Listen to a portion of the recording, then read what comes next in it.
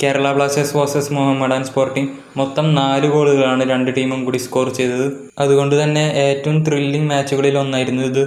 First ഹാഫിൽ തന്നെ ബ്ലാസ്റ്റേഴ്സിൻ്റെ ഭാഗത്തു നിന്ന് കെവിൻ ജോക്കിൻ്റെ വളരെയേറെ അധികം ഗോൾ ശ്രമങ്ങളുണ്ടായിരുന്നു. 25-ാം മിനിറ്റിൽ കെവിൻ ജോക്ക് ഡ്രിബിൾ ചെയ്തു കൊടുത്ത പാസ് നിർഭാഗ്യവശാൽ നിഹാൽ സുതീഷിന് ഓൺ ടാർഗറ്റിലേക്ക് എത്തിക്കാൻ സാധിച്ചില്ല.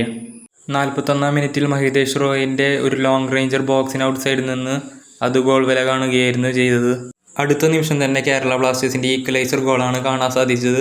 കെവിൻ ജോക്കിൻ്റെ അസിസ്റ്റിൽ ഫ്രാഞ്ചുവിൻ്റെ ഫിനിഷ്. ഫസ്റ്റ് ഹാഫ് തീരും മുമ്പേ ഫാളുവിൻ്റെ ഒരു ലോങ് ഷോട്ട് ഇഞ്ചുകളുടെ വ്യത്യാസത്തിൽ ഗോൾ പോസ്റ്റിൽ നിന്ന് മാറിപ്പോകുന്നു. ഫസ്റ്റ് ഹാഫ് തീർന്നപ്പോൾ രണ്ട് ടീമും 1-1 സമനിലയിൽ പിരിഞ്ഞു.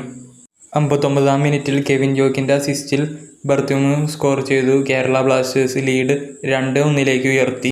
59-ാം മിനിറ്റിൽ ശ്രീകുട്ടൻ്റെ ഷോട്ട് ഡിഫ്ലക്റ്റായി നേരെ ഗോൾ വലയിൽ എത്തിച്ചേരും മുമ്പ് ഗോൾ കീപ്പർ സേവ് ചെയ്തു. 74-ാം മിനിറ്റിൽ ഫ്രാഞ്ചുവിൻ്റെ അസിസ്റ്റിലൂടെ ശ്രീകുട്ടൻ സ്കോർ ചെയ്തു. അങ്ങനെ കേരള ബ്ലാസ്റ്റേഴ്സ് 3-1 സ്കോർ നിലയിൽ വിജയിച്ചു. തുടർച്ചയായ മൂന്നാമത്തെ വിജയമാണ് ഈ മത്സരത്തിലൂടെ കേരള ബ്ലാസ്റ്റേഴ്സ് നേടിയത്.